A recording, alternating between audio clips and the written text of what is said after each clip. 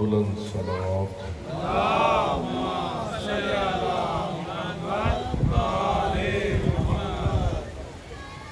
اس جشن عید غدیر جو ایک بے مثال عبادت ہے، اس کی قبولیت کے لیے باوض بلند صلوات۔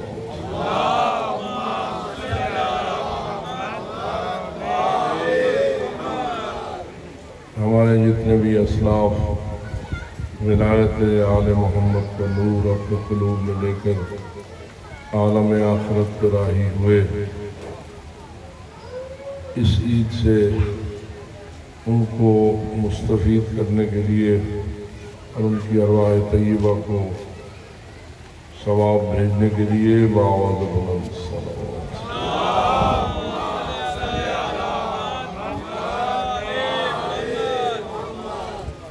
یہ جشن عید غدیر جناب ماسٹر بشر علی صاحب کے والدین مرحومین، ان کے برادر اور ان کی بھابیاں، بھانجا، بھانجی اور دیگر مرحومین کے ایثار ثواب کے لیے ہے۔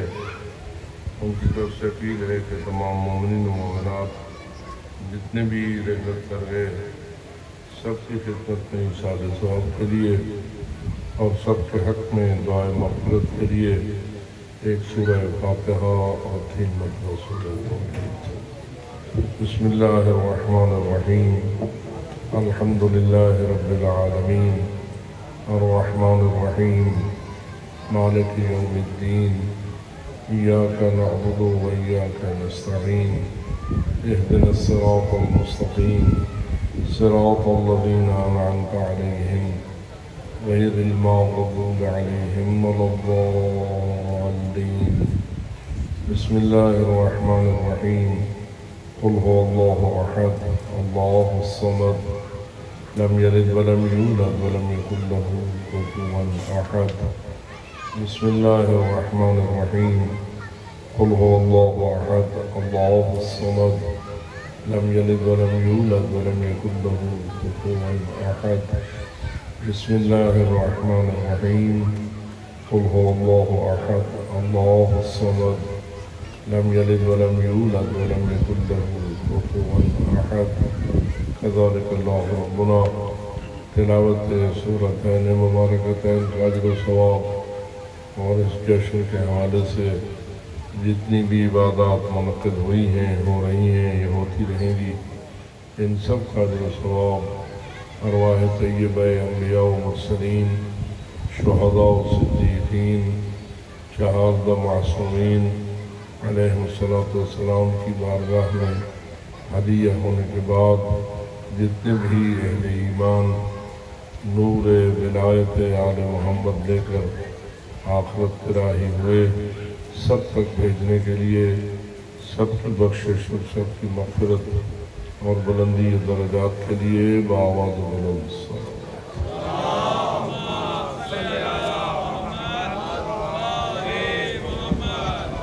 شہداء اسلام، شہداء کربلا معلیٰ اور اس مکتب اہل بیت کی راہ میں اپنی جانوں کا نذرانہ پیش کرنے والے شہداء ملت جہاں جہاں بھی درجہ شہادت پہ فائز ہوئے، سب کو سلام عقیدت عرض کرنے کے لیے باوض بلند صلوات۔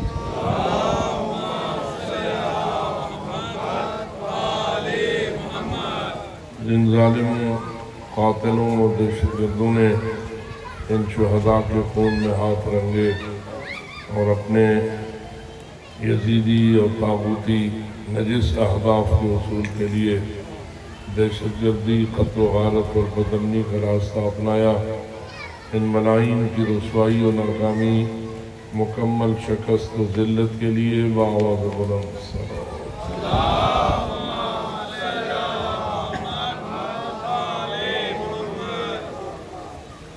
ہمارا ایمان ہے کہ یہ ذکر پاک ہے، اور ذکر پاک کے تمام محافل و مجالس جہاں ہماری ہدایت اور ہماری نجات کا وسیلہ ہوتی ہیں، اور یہ ہمارے گناہوں کی مغفرت اور ہمارے بزرگان کی بخشش کا وسیلہ بنتی ہیں، وہاں یہی مجلسیں حاجت مندوں کی حاجت روائی اور صاحبان مشکل کی مشکل کشائی کا وسیلہ ملتی ہے۔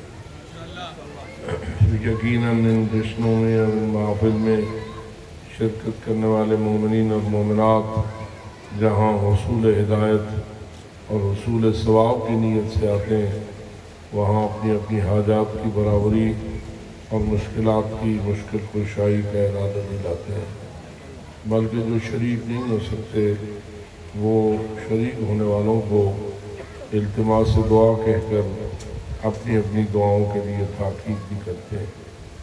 اس لیے ہم مل کر دعا کریں ہر بیمار کی شفا یابی کے لیے، ہر بے اولاد کی آغوش کی آبادی کے لیے، جو نرینہ اولاد کے طلبگار ہیں ان کی آغوش کے اولاد نرینہ کے ساتھ پر ہونے کے لیے، جو تنگی روزگار کے شکار ہیں ان کی وسعت رزق کے لیے، جو حج و زیارات کے مشتاق ہیں ان کے اس شوق کے جلد از جلد پورا ہونے کے لیے، غرض کہ جو بھی کوئی حاجت مند ہے اس کی حاجت روائی، اور جو صاحب مشکل ہے اس کی مشکل کشائی کے لیے بطفیل اعلان ولایت امیر المومنین علی بن ابی طالب علیہ السلام باوعد بلند صلوات۔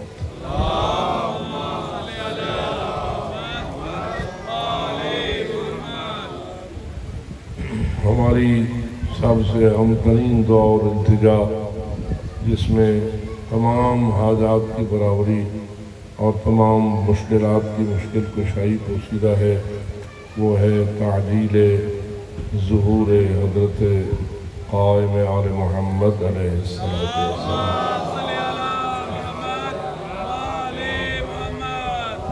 اس دعا کی فوری قبولیت کے لیے باوعد بلند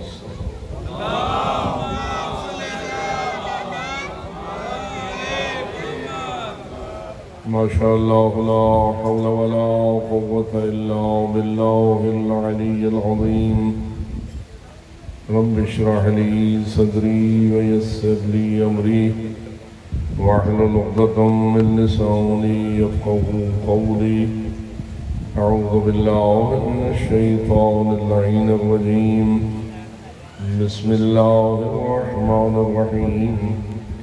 الحمد للہ رب العالمین، والصلاة والسلام على أشرف الأنبياء والمرسلين، سيدنا ونبينا وشفيع ذنوبنا وطبيب قلوبنا ومولانا أبي القاسم محمد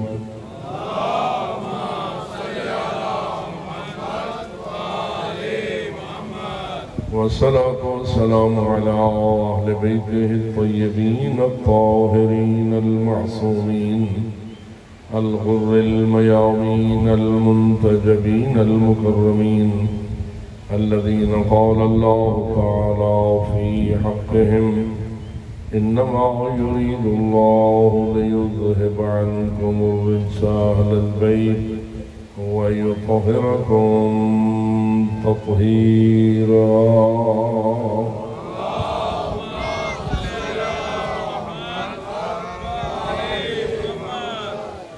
ورحمة الله على أحبابهم وأصحابهم وشيعتهم ومواليهم أجمعين، ولعنة الله على أعدائهم وقاتليهم وظالميهم ملعونين من يوم ظلمهم إلى أبد الآبدين۔ أما بعد، فقال الله تبارك وتعالى في كتابه المبين وخطابه المتين: بسم الله الرحمن الرحيم۔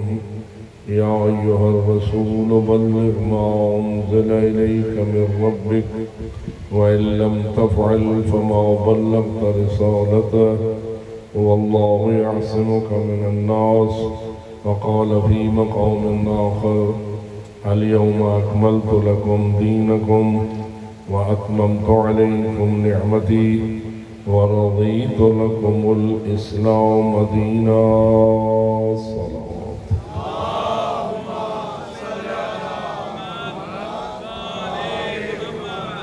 नारे तकबीर, नारे रिसालत, नारे हैदरी, नारे सलावत।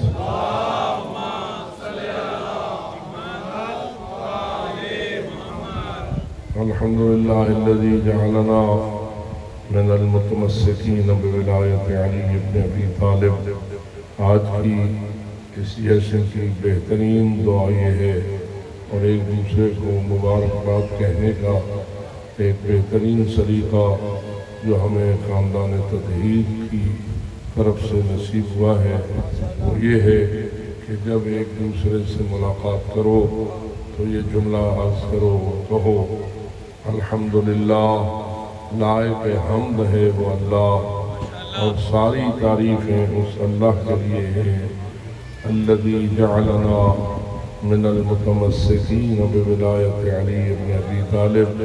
जिस अल्लाह ने हम पर एक सबसे बड़ा एहसान ये किया है कि हमें मौला अली इब्न अबी तालिब की विलायत के साथ तमस्सुक करने वालों में से बनाया है। तो जो इस शुक्रिये पर ज़्यादा मुतमईन हैं और हम्द इलाही करना चाहते हैं वो शुक्रिये के लिए बावज़ बुलंद सलावत।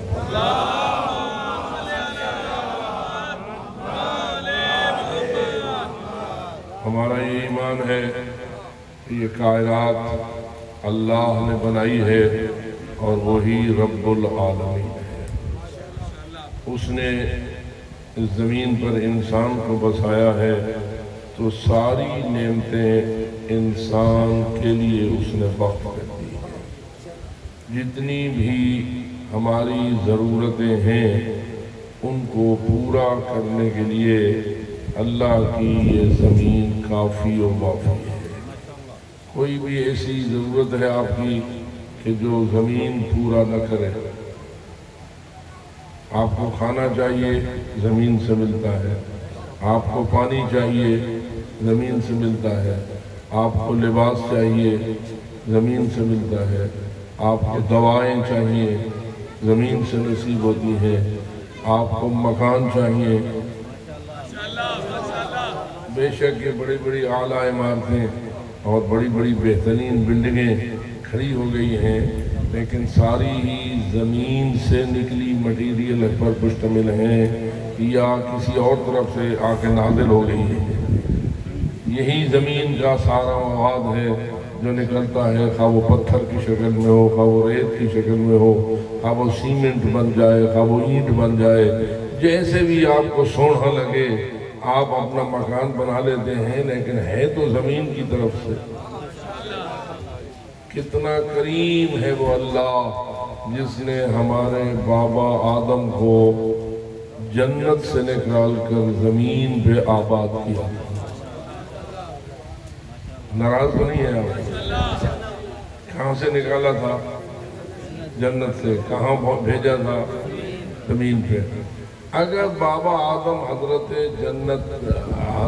आदम अलैहिस्सलाम जन्नत में रहते तो क्या बेहतर होता या नहीं? बोलिए। थोड़ा सा मैं आपको मजबूर करता हूँ सोचने पर, गुफ्तगू थोड़ी सी मुतफक्किराना करने की कोशिश करता हूँ ताकि आप फ़कत सुने नहीं बल्कि थोड़ा सा सोचें भी सही। और जब सोचें तो आपकी मजलिस की शान ये बन जाए कि मासूम फरमाते हैं अत्तफक्कुर अफ़ज़ल मिन इबादत 70 सना। फ़िक्र को इस्तेमाल में लाना 70 साल की इबादत से अफजल इबादत है। वैसे भी आज जश्न विलायत अमीरुल मोमिनीन अली इब्न अबी तालिब है तो अल्लाह की तरफ से आज खैरात पे हाथ तकसीम हो रही है। बाकी मजालिस में भी तकसीम होती है लेकिन आज ज़्यादा तकसीम होती है। जैसे कि रिवायात में है कि अगर आप 1 रुपया अल्लाह के नाम पर खर्च करेंगे तो आपको उतना अजर मिलेगा जितना आप बाकी दिनों में 1 लाख रुपया खर्च करते हैं। तो ज़रा फरमाइए कि आज के नारे की कीमत भी कम है या ज़्यादा है? नारे तकबीर, अल्लाहु अकबर, नारे रिसालत, नारे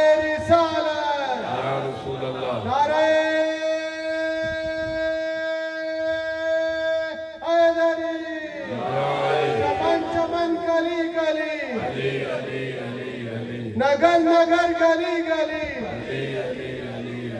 نعرہ حیدری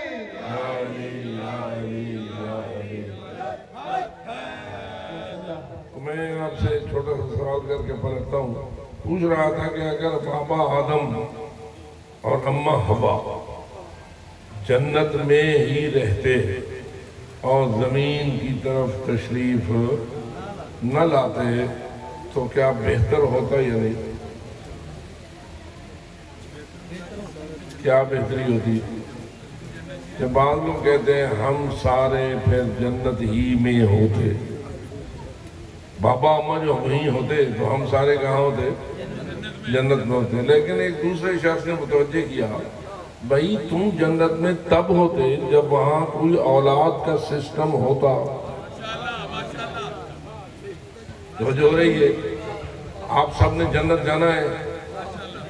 جو جنت جانا چاہتا ہے نعرہ حیدری. یہ نعرہ جو آپ نے لگایا ہے یہ کہا تو اسے نعرہ حیدری جاتا ہے. لیکن ایک اور پہلو بھی ہے کہ یہ نعرہ خود جنت لگاتی ہے. یہ نعرہ کون لگاتی ہے؟ جنت لگاتی ہے. کیوں؟ قبلہ صاحب بھی تشریف فرما ہے. آپ میں سے بہت سارے بزرگان ایسے ہیں جنہوں نے ہمارے والد گرامی حضرت علامہ سید گراولی شاہ صاحب قبلہ اعلی اللہ مقامہ کی تقریریں سنی ہوئی. اکثر آپ کے جامعۃ المعصومین کے جلسے میں تو وہ شرکت فرمایا ہی کرتے تھے. انہوں نے اپنی تقاریر میں اس حدیث کو بڑی کثرت سے پڑھا کہ جب جنتی چلے گا جنت کی جانب. پروگرام ہے کہاں چلے گا؟ جنت کی جانب. اور ایک بات تو یہ بھی ہے کہ کوئی جنت کی طرف نہ جا سکے گا مگر تب جب اسے علی جنت کا پروانہ عطا کرے گا. احادیث میں بہت ساری باتیں موجود ہیں. جب بیان ہوتا ہے تو پھر ذہن میں آ جاتی ہیں. ایک روایت ہے کہ روز محشر اللہ ہر نبی کو اس کی نبوت کی عظمت عطا کرنے کے لیے اور نبی کی نبوت کا جو اجر ہے وہ دینے کے لیے ایک مسند سجائے گا. کہاں سجائے گا؟ محشر میں. کہاں سجائے گا؟ کیونکہ معاشی دنیا نتیجے کا عالم نہیں ہے. محشر نتیجے کا عالم ہے. اس دنیا میں ہے محنت کرنا، عمل کرنا، کام کرنا، اطاعت کرنا، دکھ اٹھانا، زحمت نبھانا، اذیتوں سے گزرنا. اتنی اذیتیں نبیوں نے دیکھی کہ پیغمبر اکرم صلی اللہ علیہ وسلم کی ایک حدیث ہے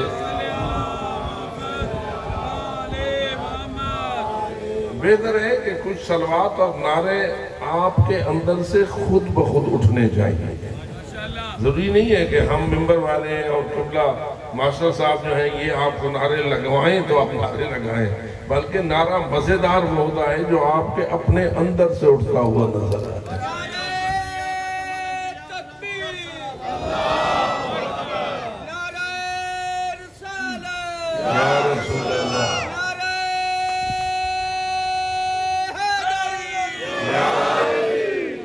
تو ایک روایت لکھی ہے کہ قیامت اس معاشر کے اندر 1,24,000 مسندیں لگی ہوں گی ہر نبی کی شان کے مطابق. کیا خیال ہے نبی سب برابر درجے کے ہوتے ہیں یا ان میں درجے میں کمی بیشی ہوتی ہے؟ ہوتی ہے. First division, second division, third division, یہ سارے درجے وہاں بھی تو چلتے ہیں نا. تو انبیاء تلک الرسل فضلنا بعضهم علی بعض، رسولوں کو بھی ایک دوسرے پر فضیلت دی گئی ہے. تو اس فضیلت اور شان کے مطابق مسندیں لگی ہوں گی 1,24,000. اور ہر مسند پر ہر نبی اپنی اپنی مسند پر بڑی عزت اور شان کے ساتھ تشریف فرما ہوگا. ہونا چاہیے یا نہیں؟ معاشر میں ہونا چاہیے یا نہیں؟ معاشر تو نتیجے کا جہان ہے. جیسا کہ دنیا آزمائش کا جہان ہے اور معاشر نتیجے کا عالم ہے۔ اس دنیا میں تو نبی فرما رہے ہیں ما اوذی نبی قط مثل ما اوذیت، کسی نبی کو اتنا نہیں دکھایا گیا جتنا مجھ محمد مصطفیٰ کو دکھایا گیا۔ یہ دنیا تو اذیتوں کا ماحول ہے۔ ابھی بات ہو رہی تھی ہمارے ایک عزیز کی کہ انہوں نے مکتب اہل بیت کو اختیار کیا، صراط مستقیم پر تشریف لائے، تو جو ہی وہ صراط مستقیم پر آئے تو ان کے خاندان نے، ان کی برادری نے اور دیگر ان کے دوستوں نے ان کو اذیتیں دینا شروع کر دی۔ مرتد ہو گیا ہے، فلاں ہو گیا ہے، فلاں ہو گیا ہے، فلاں ہو گیا ہے۔ تو میں انہیں کہہ رہا تھا کہ یہ جہان ہے ہی تکلیفوں کا جہان، اور زیادہ اذیتیں اس کو ہوتی ہیں جو حق پر ہوتا ہے۔ زیادہ اذیتیں اس کو ہوتی ہیں جو حق پر ہوتا ہے۔ تو آپ فرمائیے اگر حق پر ہونے والوں کو اذیتیں ہیں تو خود جو حق دینے والے ہیں ان کو کتنی اذیتیں ہیں۔ آپ فرمائیے کہ ہم حق پر کیوں ہیں کہ ہمیں محمد و آل محمد نے حق بتایا۔ ہمیں اگر حق کو قبول کرنے کی وجہ سے تکلیفیں ہوتی ہیں تو جو حق دینے والے ہیں یا خود حق ہے۔ کیا خیال ہے، علی حق ہے یا نہیں؟ علی مع الحق والحق مع علی، علی حق کے ساتھ اور حق علی کے ساتھ۔ اللہم ادر الحق حیث ما دار علی، اے اللہ حق کو ادھر پھیر دے جدھر علی۔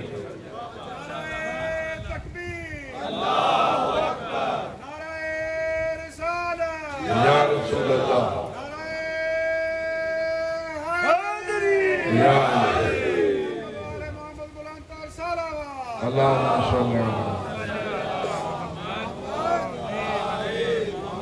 تو 1,24,000 مسندیں، اور ہر مسند پر ہر نبی اپنی اپنی شان کے مطابق۔ اب بتائیے آپ کے پیغمبر کو کتنی اونچی مسند نصیب ہوئی، کتنا بلند ترین مقام ان کو نصیب ہوا ہوگا کہ پوری کائنات میں اگر سب سے کوئی افضل ہے، سب سے کوئی اشرف ہے، سب سے کوئی اعلیٰ ہے، سب سے کوئی اولا ہے، بلکہ سب کا مولا ہے، اس کو کہتے ہیں محمد مصطفیٰ۔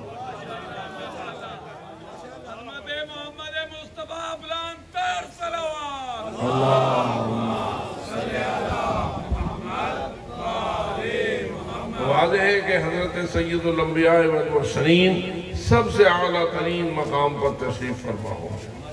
روایت میں یہ ہے کہ اس میدان میں جہاں اتنی بڑی اعلیٰ مسندیں، ہر نبی اپنی اپنی مسند پر یہ تشریف فرما ہوں گے، تو وہاں آئیں گے مولا علی۔ کون آئیں گے؟ نعرہ حیدری، مولا علی آئیں گے۔ اب منظر تھوڑا سا ذہن میں بنائیے، مسندیں لگی ہیں نبیوں کے لیے۔ مسندیں کن کے لیے لگی ہیں؟ نبیوں کے لیے۔ علی آئے ہیں، علی نبی نہیں ہے۔ بتائیے آپ کا میرا عقیدہ کیا ہے؟ علی علیہ السلام نبی ہیں؟ اگر نبی مانے تو ان کا دین سے خارج ہو جائے۔ تو علی نبی نہیں، مسندیں لگی ہیں ساری انبیاء کے لیے۔ اب کیا ہو، علی کہاں بیٹھے؟ بات سمجھ آئیے؟ تو اب کیا ہوگا؟ روایت یہ کہتی ہے کہ رسول اعظم جب دیکھیں گے کہ علی آئے ہیں تو حضرت فرمائیں گے آؤ علی میرے ساتھ دائیں طرف بیٹھ جاؤ۔ کہاں بیٹھ جاؤ؟ میری ہی مسند پر میرے ساتھ دائیں طرف بیٹھ جاؤ۔ اب پتہ چلے گا کہ علی منی و انا منہ کا مطلب کیا ہے اور انا و علی من نور واحد کا مفہوم کیا ہے۔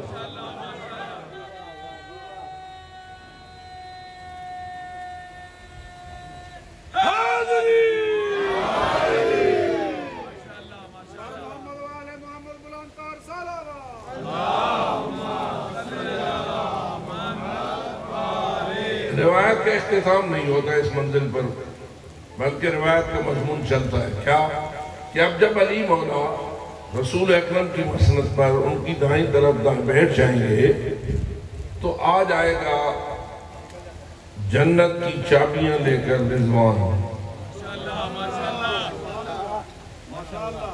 جنت کی چابیاں بھی ہیں یا نہیں ہیں؟ کس کے پاس ہیں؟ رضوان کے پاس. رضوان وہ فرشتہ ہے جسے اللہ نے جنت کی چابیوں کا کلید بردار بنا رکھا ہے. اچھا وہ آئے گا، وہ پاک رسول کے سامنے کھڑا ہو جائے گا اور عرض کرے گا یا رسول اللہ، مجھے میرے اللہ کا حکم ہوا ہے کہ میں یہ ساری جنت کی چابیاں آپ کے حوالے کر دوں. پروگرام سمجھ آ رہا ہے؟ جنت اللہ کی ہے. اس وقت تک چابیاں رضوان کے پاس تھیں، اب رضوان کو اللہ کا حکم ہوا ہے جاؤ جو اصلی مالک ہے ان چابیوں کا اس کو پہنچا دو. رضوان آ کے بارگاہ رسالت میں کھڑا ہو جائے گا اور عرض کرے گا کہ یا رسول اللہ، مجھے حکم خدا ہوا ہے میں یہ چابیاں آپ کے حوالے کر دوں. رسول اکرم کا جواب آئے گا ہاں اے رضوان صحیح ہے، تو یہ ساری چابیاں میرے بھائی علی کو دے دے. کس کو مل جائے گی؟ مولا علی کو. روایت ابھی ختم نہیں ہوئی. پھر آ جائے گا جہنم کا داروغہ مالک. پریشان تو نہیں ہے؟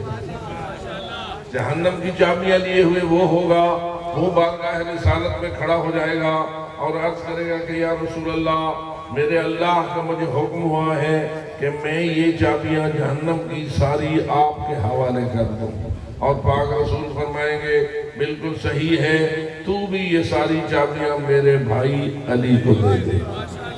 اب پتا چلا کہ علی قسیم النار والجنہ، علی ہے جنت و جہنم کا تقسیم کرنے والا.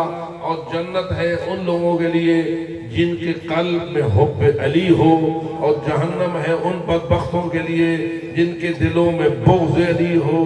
جو مرتا ہے حب علی پر وہ جنتی ہوتا ہے، اور جو مرتا ہے بغض علی پر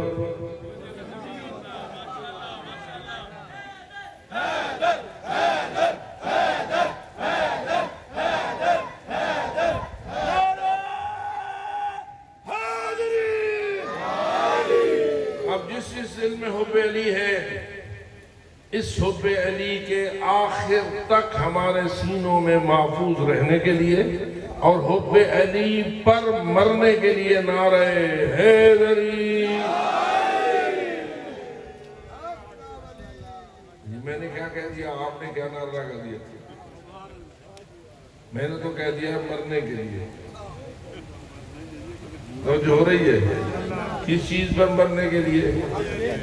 کیونکہ حب علی اگر راستے میں لٹ گئی، موت سے پہلے لٹ گئی، مثلا کیا حب علی کا کوئی دشمن بھی ہے؟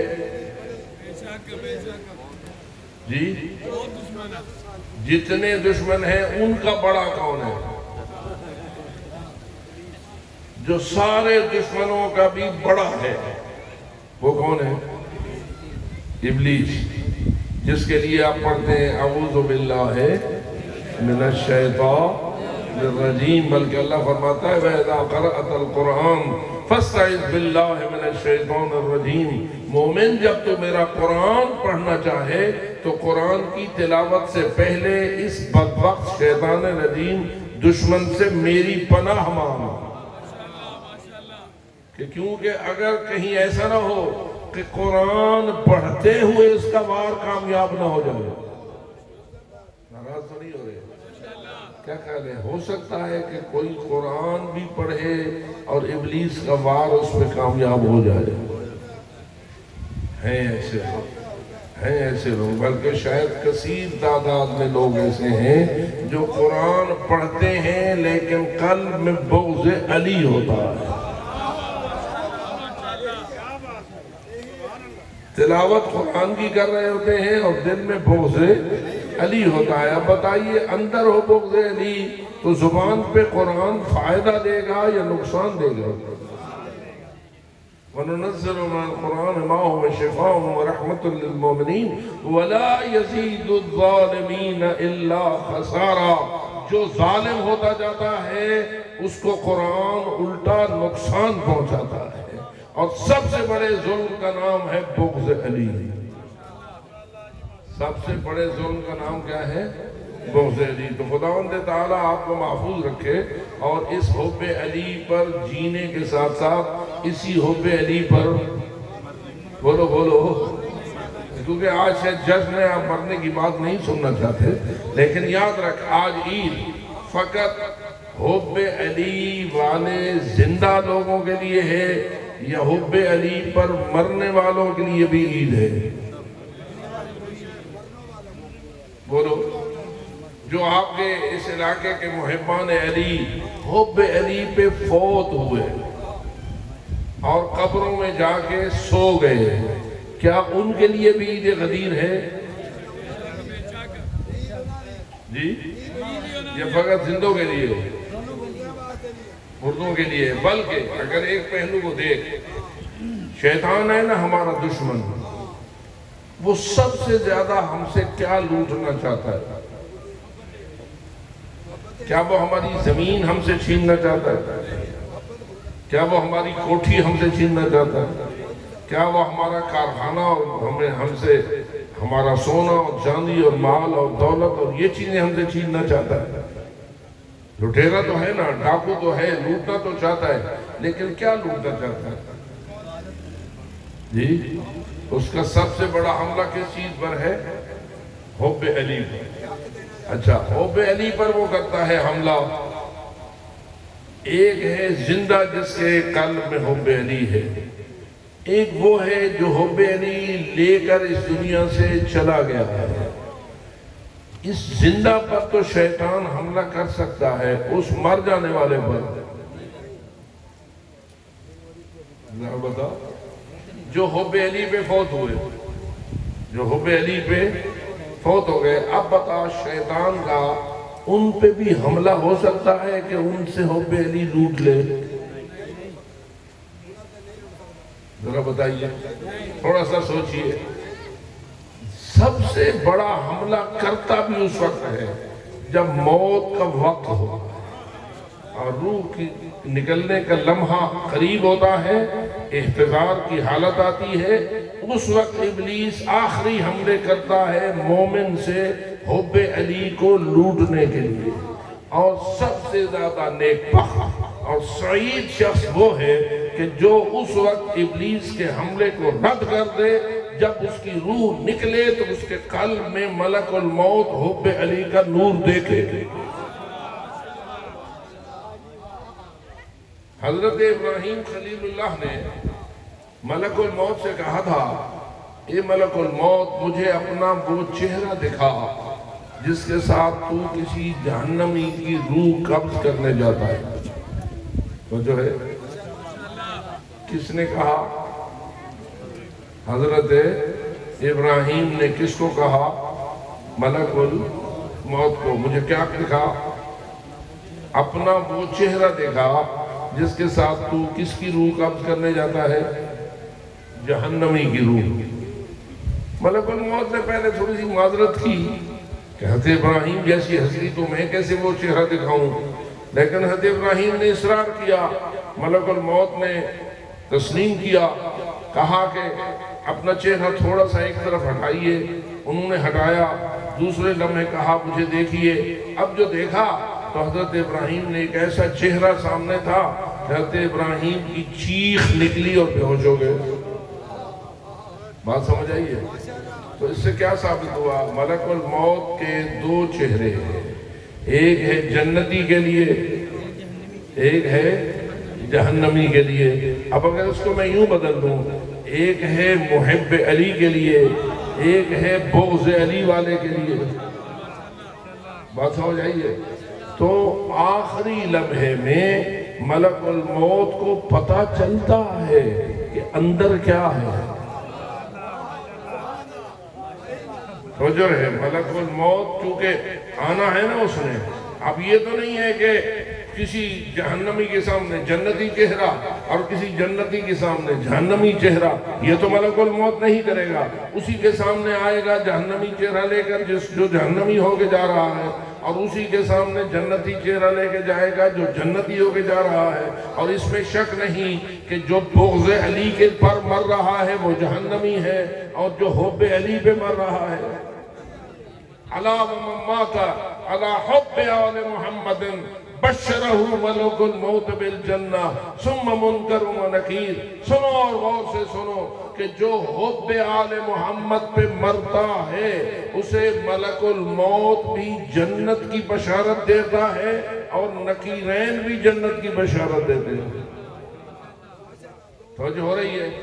تو کون کون جنت کی بشارت دیتے ہیں؟ ملک الموت. اور پھر کون دیتے ہیں؟ نکیرین. تو کیا ملک الموت کو پتہ چلتا ہے کہ یہ محب علی ہے، اور کیا پتہ چلتا ہے یہ دشمن علی ہے؟ بالکل پتہ چلتا ہے. ملک الموت تو اللہ کے حکم سے آتا ہے نا. یفعلون ما یؤمرون، کبھی اللہ کے امر سے ہٹ کر تو وہ نہیں آتا ہے. تو اس لیے ملک الموت کو پتہ چلتا ہے. جب پتہ چلتا ہے اور وہ دیکھتا ہے کہ اس کے قلب میں نور حب آل محمد ہے، یا دوسرے معنی میں ولایت علی ہے، تو وہ بشارت والا چہرہ اختیار کر دیتا ہے. اور جس کے دل میں بغض علی ہے اس کے لیے جہنم والا چہرہ اختیار کر لیتا ہے. بس جو مر گیا حب علی لے کر، جو مرا ہے اور حب علی لے کے مرا ہے، اب بتائیے پھر شیطان کب اس پہ حملہ کرے؟ جی، قبر میں حملہ کرے گا، برزخ میں حملہ کرے گا، محشر میں حملہ کرے گا؟ کبھی نہیں حملہ کر سکتا. بس اس لیے نیک بخت ہیں وہ لوگ جو حب آل محمد اور ولایت علی کی اتنی حفاظت کرتے ہیں کہ زندگی کے آخری لمحے تک شیطان کے حملوں کو رد کرتے چلے جاتے ہیں، اور حب علی کو اپنے سینے کے قلعے میں اتنا محفوظ کر لیتے ہیں کہ جتنا بڑا حملہ بھی شیطان کا ہو کامیاب نہیں ہو سکتا. اور میں یہ سمجھتا ہوں کہ حب علی کی حفاظت کا ایک وسیلہ اس قسم کے جشن ہے. پتہ نہیں میری بات آپ تک پہنچی ہے نہ پہنچی. یہ مجلسیں اور یہ جشن ولایت علی ابن ابی طالب علیہ السلام ہی تو وہ مؤثر ذریعہ ہیں کہ کبھی تھوڑا سا بندہ اگر کسی غلطی کی وجہ سے ولایت علی میں ڈھیلا ہو جائے تو پھر اس کو پختہ کر دیتا ہے جشن ولایت علی. اور آپ جب نعرے لگاتے ہیں تو آپ کا ولایت کا جذبہ بڑھتا ہے یا گھٹتا ہے؟ جی دیکھیے، نعرہ حیدری. آپ ذرا مجھے بتائیے، پہلا نعرہ ہے اللہ اکبر، نعرہ تکبیر. دوسرا نعرہ کیا ہے؟ نعرہ رسالت. نعرہ رسالت لگائیے. نعرہ تکبیر، نعرہ رسالت، نعرہ حیدری. اب میں آپ کو ایک نقطے کی طرف متوجہ کرتا ہوں. نعرہ تکبیر بھی اس کا اللہ کو منظور ہے، اور روایات بھی کہتی ہیں کہ رسول کی ازواج بھی ساتھ تھیں. اور سب سے قیمتی ترین بات یہ ہے کہ جو انا اعطینا کل کوثر کی مالک ہے زہرا، وہ بھی حج میں تشریف فرمائی تھی.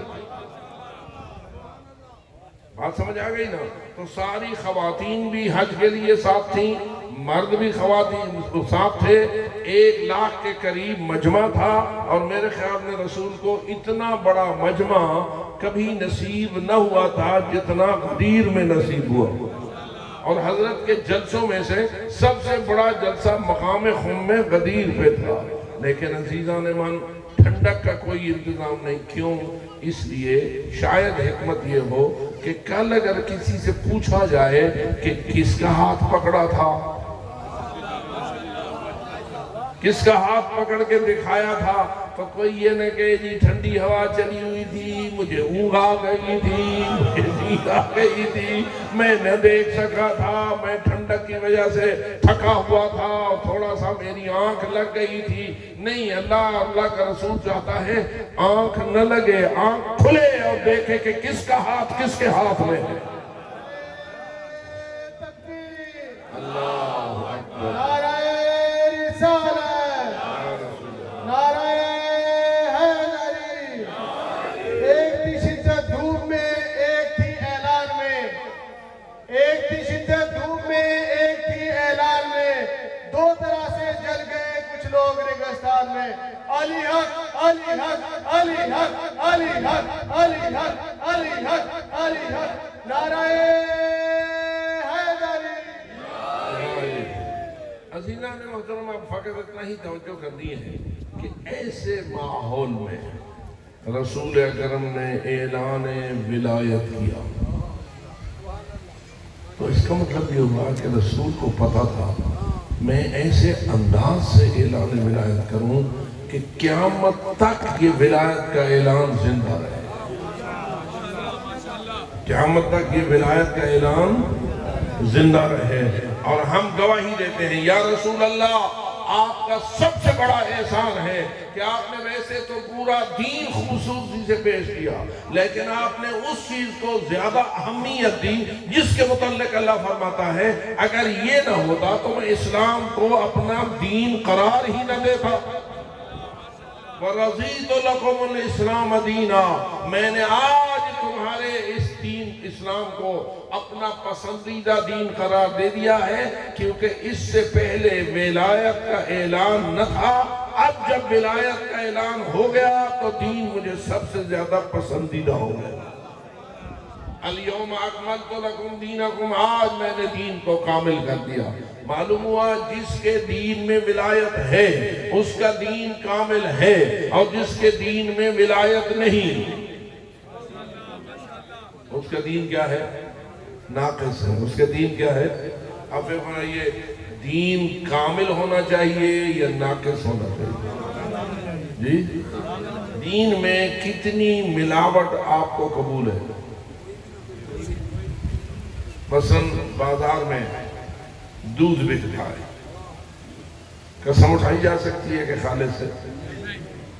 سونا بکتا ہے، قسم اٹھائی جا سکتی ہے کہ خالص ہے؟ نہیں، لیکن پھر بھی خریدار خرید لیتے ہیں یا نہیں؟ یعنی جو ناخالص دودھ ہے اس کو بھی پیسے دے کر لوگ خرید لیتے ہیں یا نہیں؟ جو ناخالص سونا ہے کیا اس کو بھی دلہنیں اپنے مہر کے طور پر قبول کر لیتی ہیں یا نہیں؟ شادیاں ہو جاتی ہیں یا نہیں؟ ناخالص سونا شادی پھر بھی ہو جاتی ہے، ناخالص دودھ بازار میں پھر بھی چل جاتا ہے۔ تو بہت ساری چیزیں ناخالص قبول کر لی جاتی ہیں، لیکن بتائیے ناخالص دین؟ جی تھوڑا سا بھائی، ذرا سا، مثلا 1,00,000 قطروں میں ایک قطرہ یا 1 ارب قطروں میں ایک قطرہ ناخالص۔ اس لیے میں کہا کرتا ہوں، یاد رکھ، یزیدیت نام ہے دین میں ملاوٹ کرنے کا، حسینیت نام ہے دین کو خالص رکھنے کا۔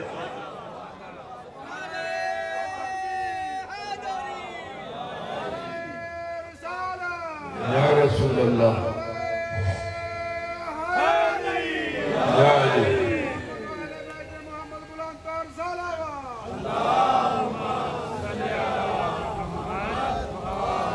دین کو ناقص قبول کرنا کسی احمق کا کام تو ہو سکتا ہے، کسی دانا کا کام نہیں ہو سکتا۔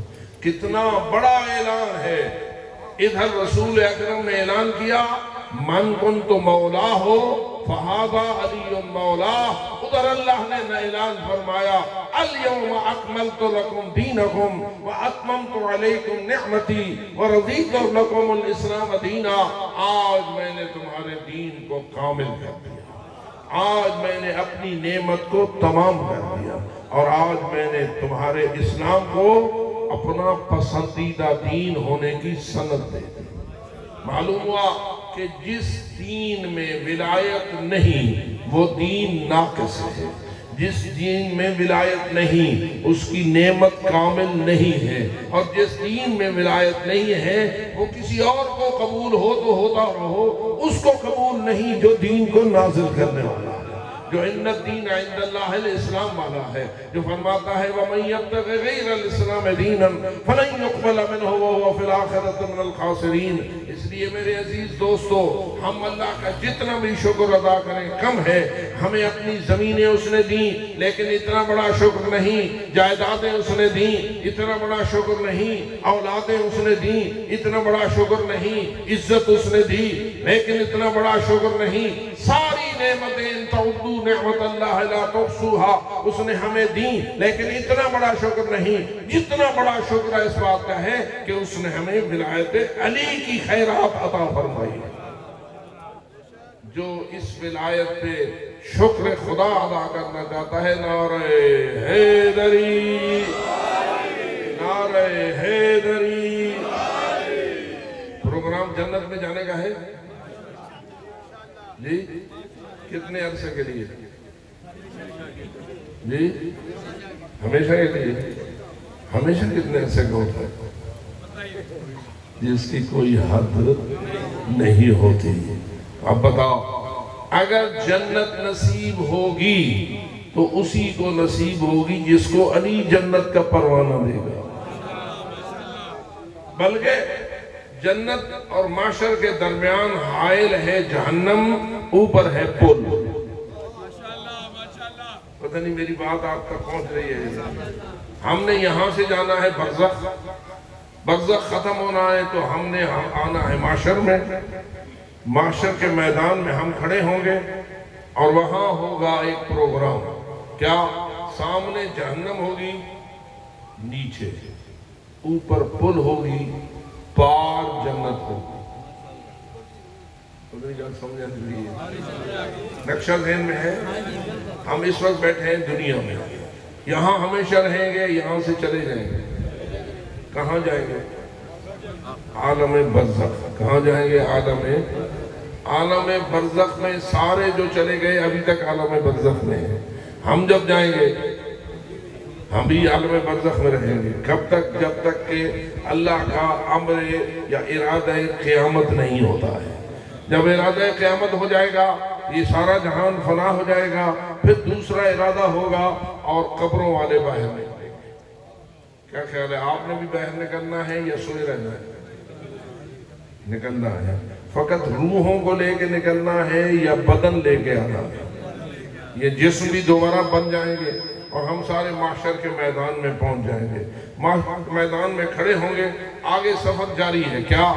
آگے ہے جہنم، نیچے اوپر ہے پل، پار ہے جنت۔ آپ نے کہاں جانا ہے؟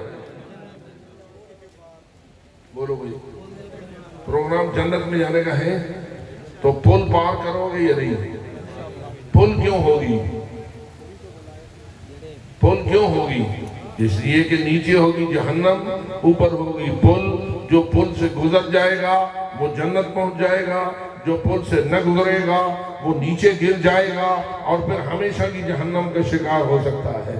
تو نتیجہ کیا ہے کہ پل سے گزرے بغیر ہم جنت نہیں جا سکتے۔ اور بہت بڑی گواہی دی ہے ہمارے ایک بہت بڑے رسول کے صحابی نے کہ لا یجوز احد الصراط الا من كتب له علی الجواد، کوئی پل صراط سے نہ گزر سکے گا مگر فقط اور فقط اور فقط وہی گزر سکے گا جسے علی کا پروانہ مل جائے گا۔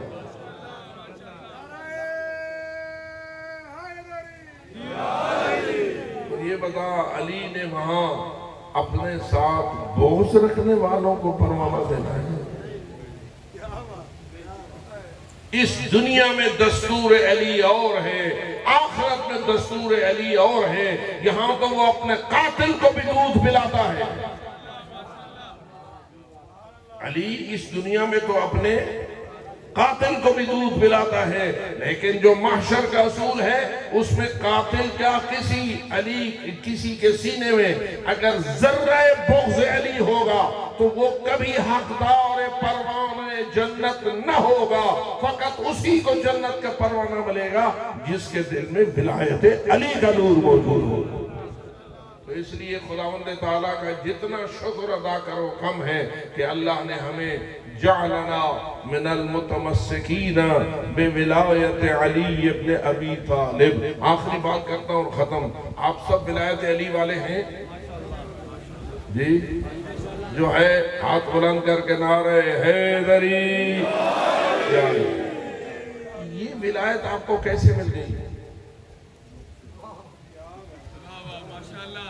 بازار سے خریدی ہے جی؟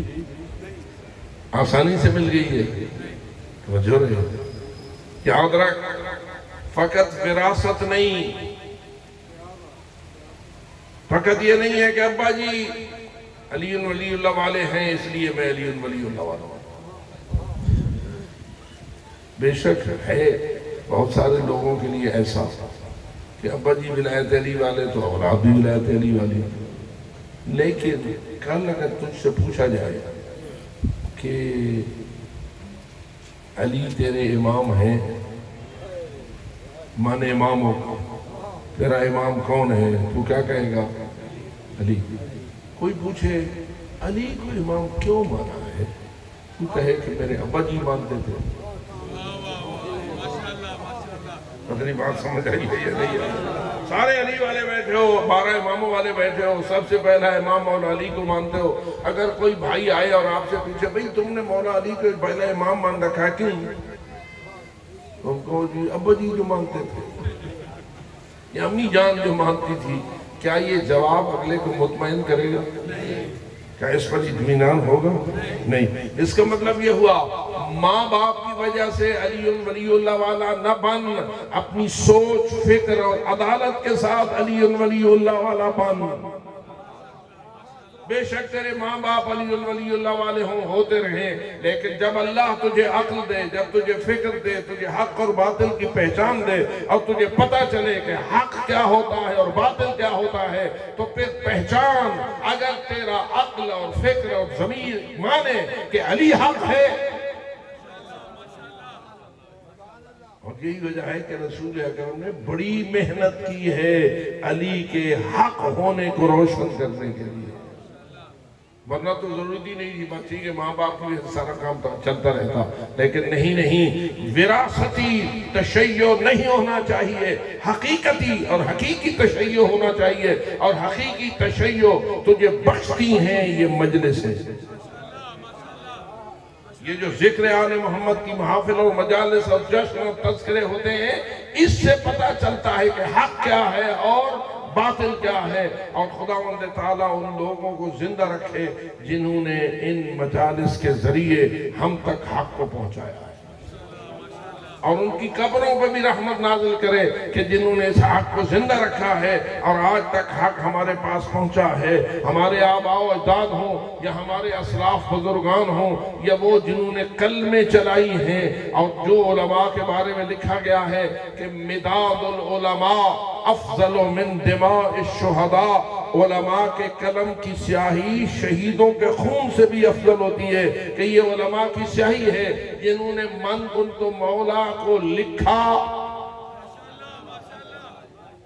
آج ان کی سیاہیوں کے ذریعہ ہمیں پتہ چلا کہ وہ کیسا خوبصورت ماحول تھا جب رسول اکرم کہہ رہے تھے الست اولا بکم من انفسکم، اے سارے حاضرین مجھے بتاؤ کیا تمہاری جانوں پر میرا حق تمہارے اپنے حق سے زیادہ ہے یا نہیں؟ ذرا آپ خود بھی جواب دے دیں، ہماری جانوں پر ہمارے پاک رسول کا حق ہمارے اپنے حق سے زیادہ ہے، برابر ہے یا کم ہے؟ کس کا حق؟ رسول پاک کا حق ہم پر، یعنی کیا مطلب؟ رسول جو حکم دے، دل اگر اس کو تسلیم نہ بھی کرے تو تیرا سر تسلیم کے لیے خم ہو جائے۔ یہ فرق، مثلا رسول کہیں اس ملک پہ کھڑا ہو جاؤ، اور اگر سر دینا پڑے تو دے دے، اور دل کہے میں تو ابھی نہیں مرنا چاہتا، اور جو مرنا نہ چاہے وہ پھر کہے گا میں تو پھر بھاگ جاتا ہوں۔ اب بتائیے، رسول کہیں سر دے دے، دل کہے بھاگ جا، پتہ نہیں توجہ ہو رہی ہے؟ رسول پاک کیا کہیں؟ سر کٹا، دل کیا کہے؟ بھاگ جا۔ اب الست اولیٰ بکم من انفسکم کا نتیجہ کیا ہے؟ اگر تو بھاگ جائے تو رسول کو اولیٰ نہیں مانتا، اگر سر کٹا دے تو رسول کو اولیٰ مانتا ہے۔ پتہ نہیں بات سمجھ آئیے یا نہیں آئیے؟ یہی تو بات تھی جو رسول اکرم وہاں 1,00,000 سے زیادہ مجمع سے پوچھ رہے تھے، بھئی تمہاری جانوں پر میرا حق زیادہ ہے یا تمہارا اپنا حق زیادہ ہے؟ قالوا بلا یا رسول اللہ، سب کہہ رہے تھے ہاں یا رسول اللہ، ہم ایمان رکھتے ہیں کہ آپ کا حق ہم پر ہمارے اپنے حق سے بھی زیادہ ہے۔ گویا رسول نے بتایا مولا کون ہوتا ہے۔ توجہ ہو رہی ہے؟ رسول اکرم نے اس جملے سے یہ سمجھا دیا کہ مولا کون ہوتا ہے، یعنی مولا وہ ہوتا ہے جس کا حق تجھ پر، تیری جان پر، تیرے اپنے حق پہ بھی فائد ہے۔ تیرا اپنا حق اتنا نہ ہو جتنا تیرے مولا کا حق ہے، جس کو تو ایسا مانتا ہے وہ تیرا مولا ہے۔ اور سب نے جب کہا کہ ہاں آپ کا ہم پہ حق فائق ہے، ہمارا حق اتنا نہیں ہے جتنا کہ آپ کا ہمارے اوپر حق ہے، تو اس وقت رسول اکرم نے کہا قوم یا علی، علی کھڑے ہو جائیے۔ وہ پلانوں کے ممبر کے پاس علی بیٹھے ہوئے تھے نا، اب حضرت کو اوپر بلایا، حضرت کا ہاتھ پکڑا، چاروں طرف گھما گھما کے دکھایا اور دکھایا کہ دیکھ لو کہ یہ کون ہے، اور پھر ہر ایک کو فرمایا من کنت مولا ہو فہذا علی مولا، جس کی جان پر میرا حق زیادہ ہے وہ جس مجھے جو مولا مانتا ہے تو سن لو، جس کا میں مولا اس کا یہ علی مولا، اس کا یہ، فقط اس زمانے میں یا آج بھی، جی آج بھی علی مولا۔ کب تک علی مولا؟ آپ بات کہہ رہے ہیں قیامت تک، میں پوچھتا ہوں قیامت کے بعد کون؟ اور میں تو قیامت کی بات کر رہا ہوں، قیامت تو پیچھے رہ جائے گی، تو پل صراط عبور کر کے جنت چلا جائے گا یا نہیں؟ چلا جائے گا نا۔ جو جنت جانا چاہتا ہے نعرہ حیدری،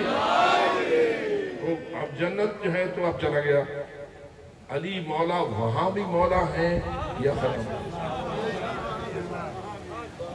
جی جنت میں آپ نے کتنا عرصہ رہنا ہے؟ ہمیشہ۔ کتنی صدی تک علی مولا رہیں گے؟ دیکھیں نا، ایک ٹینور ہوتا ہے نا، یہ ایم این اے کا ٹینور ہے، یہ ایم پی اے کا ٹینور ہے، یہ وزیر اعظم کا ہے، یہ وزیر اعلیٰ کا ہے، یہ صدر کا ہے، جو عہدے پہ آتا ہے کچھ سال کے بعد چھٹی۔ ہم نے اپنی زندگی میں کتنے صدر دیکھ لیے، کتنے وزیر اعظم دیکھ لیے، کتنے وزیر اعلیٰ دیکھ لیے، تو یہ بدلتا رہتا ہے نا سلسلہ۔ تو فرمائیے علی کب تک مولا؟ رسول کب تک مولا؟ ہمیشہ کے لیے مولا۔ تو گویا رسول کہہ رہے ہیں میں ہمیشہ کے لیے مولا، جس کا میں مولا اس کا یہ علی مولا۔ کتنے عرصے کے لیے مولا؟ ہمیشہ کے لیے۔ آپ کو فقط قیامت ڈرائے نا کہ جب نام آئے تو کہے جی قیامت تک مولا نہیں، قیامت پیچھے ہے۔ علی مولا تھا، مولا ہے، مولا رہے گا۔ تیری جان علی کے مولا ہم سے چھوٹ نہیں سکتی۔ اگر جہنم جانا چاہتا ہے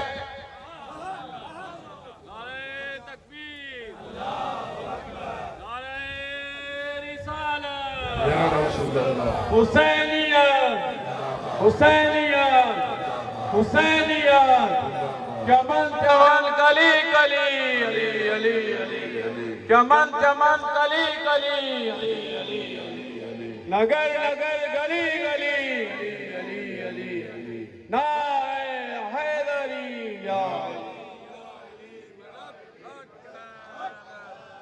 آخر میں اسی حدیث کو بھی ساتھ شامل کر دیجئے، الحسن والحسین سیدہ شباب اہل الجنہ وابوہما خیر منہما، حسنین شریفین تمام جوانان جنت کے سردار ہیں، اور ان کا بابا علی ان کا بھی سردار ہے۔ بس مجھے تو جنت کا نقشہ ہی نظر آتا ہے، سارے جوان، بتائیے جنت میں سارے جوان ہوں گے یا کوئی کوئی جوان ہوں گے؟ جی یہ ہم جیسے بوڑھے سارے جوان، داڑیاں ہوں گی یا نہیں ہوگی؟ بابا سے بولا